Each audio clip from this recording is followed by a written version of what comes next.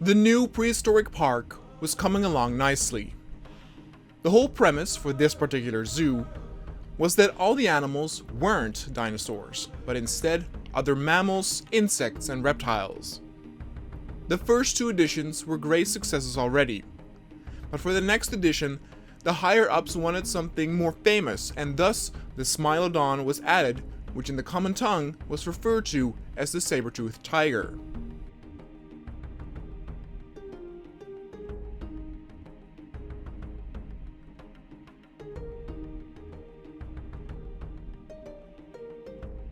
When one would think about the ancient mammals that had gone extinct, undoubtedly the image of the mammoths would come to mind, as did the image of a saber-tooth.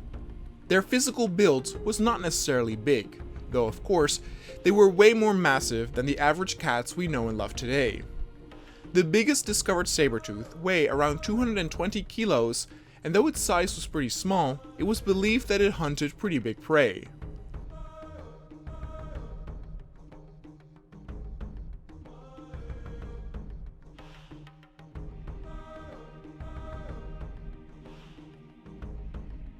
A lot was uncertain about the saber-tooth, and by recreating them through science, they hoped to shed some light on the answers that we sought. For example, it was unknown what kind of pattern the fur would have had of the saber-tooths, and throughout history, men adapted similar patterns to that of tigers and lions to it, though these scientists went for a leopard print as they thought it mixed better with the jungle all around.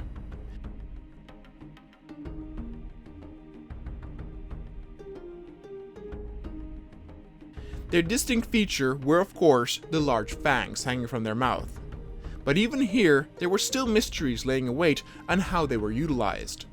If the prey they hunted was indeed large, the fangs could be used more as hooks to refrain the prey from fleeing and dealing a killing blow by biting it many times over, rather than a quick snap like we see modern lions do to smaller prey like antelopes. Then again, if it meant a lot of work to take down a potential prey, it would not have been uncommon for the saber-tooth to hunt in packs similar to that of lions. But a discussion on this is also still ongoing, since others believe that the saber-tooth lived secluded on its own in a more forested area similar to that of a black panther or leopard. To avoid too much stress, the scientists chose to only stick to a couple of saber-tooths and see how they would react.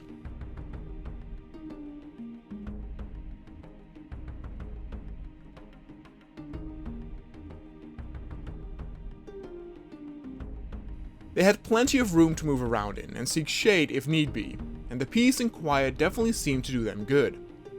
They were also a huge hit with the audience, and many people's first reaction was that they expected it to be bigger.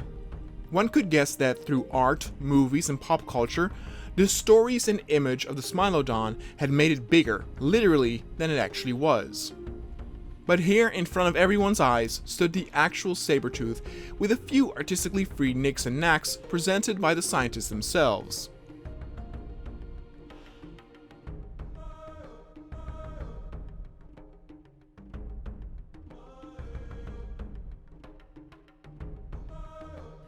Then for the next creature that would be added to the park, a lesser known, yet visually very impressive specimen would be added. It regarded the aquatic arthropod, pterygotis.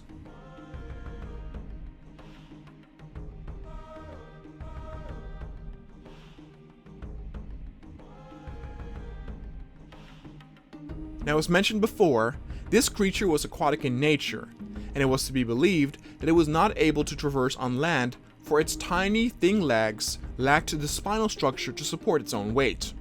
A pterygotis could become the size of a modern man with long claws that actually had fully developed teeth on the inside to which it could catch its prey in the water. Now, since the park was not able to hold any fully aquatic zones, that was in the making for later in this year, some adjustments needed to be made to this creature to where it could walk on land as well. Thus, its legs were artificially made sturdier, and through sprinkler systems set throughout the zone, it would not dry out when it was on land.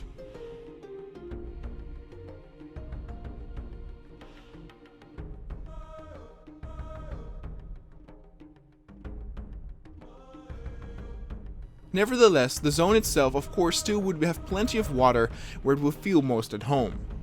Food would be provided through a meat feeder outside the water, but at the same time plenty of fish would also be released so that they could hunt them freely.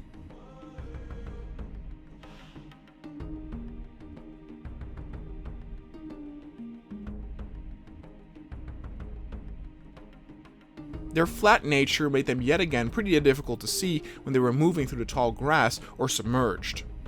But many thought that they looked very much like aliens, so they got their share of popularity, though many were also grossed out once they finally caught a glimpse.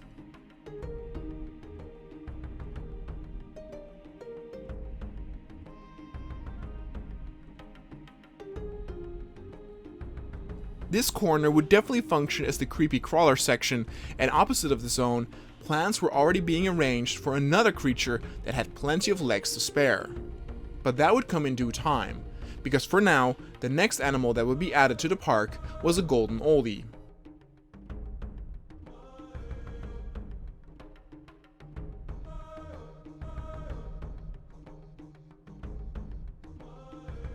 The Kelencan, also known as the terror bird, had seen the light of day back in the previous zoo and was popular for its ferocious and dangerous look. It was indeed very aggressive by nature, but with inhibitors, it could be made as docile as a puppy.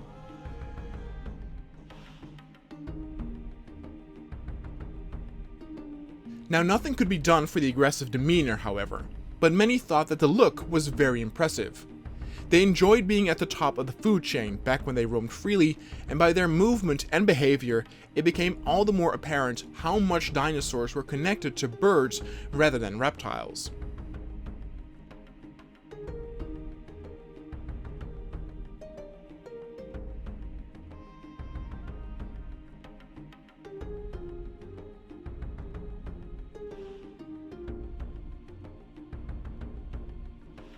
Now, though they were indeed very popular, some of the younger children visiting the park were a bit intimidated or even scared by their presence, and so they were put further away from the shopping district and entrance. They were put closer to the actual coast, meaning they could enjoy the cool summer breeze coming straight from the ocean's direction.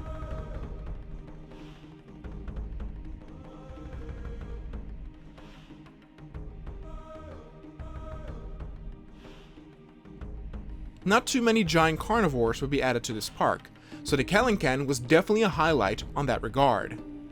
Despite being familiar, and for now the first of the animals to be reiterated in the park, the Kelencan's popularity did not diminish. It might have been because people felt that it felt more organic to have it roam between these animals rather than the dinosaurs. It fitted better as a whole, and for the next coming weeks, the Kelencan were the new 5-star attraction.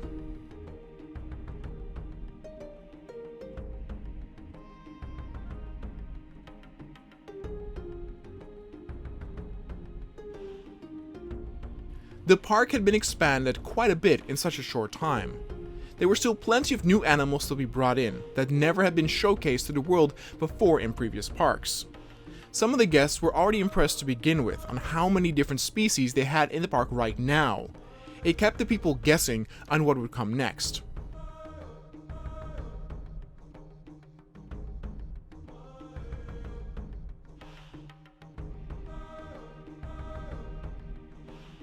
Now, the newest creature that would be added was another bird, but this time way smaller. But ironically, it was a lot more famous than the Kelencan, and the money holders expected a lot from these jittery new critters. They would reintroduce the world to the dodo.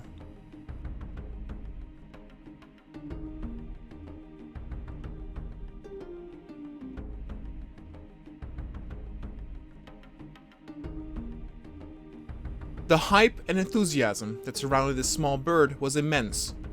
In a way, since the dodo went extinct in the 17th century, it was an animal that only went extinct fairly recently, all things considered. For that reason, it received a special place with the people, since it was closer to our time than something like a dinosaur or even something massive as a mammoth. Now, the reason why it went extinct was a mixture of habitat loss, but also losing competition with other newly introduced, further evolved animals. It was a perfect example of survival of the fittest, though the human expansion had an artificial role to play in as well. Since the dodo were so innocent by nature, there were even some who thought it might be possible to introduce the dodo back into our modern ecosystem and see how it would do. It would not pose a threat, and if it would be deemed plausible that they had a future, this may yet actually happen.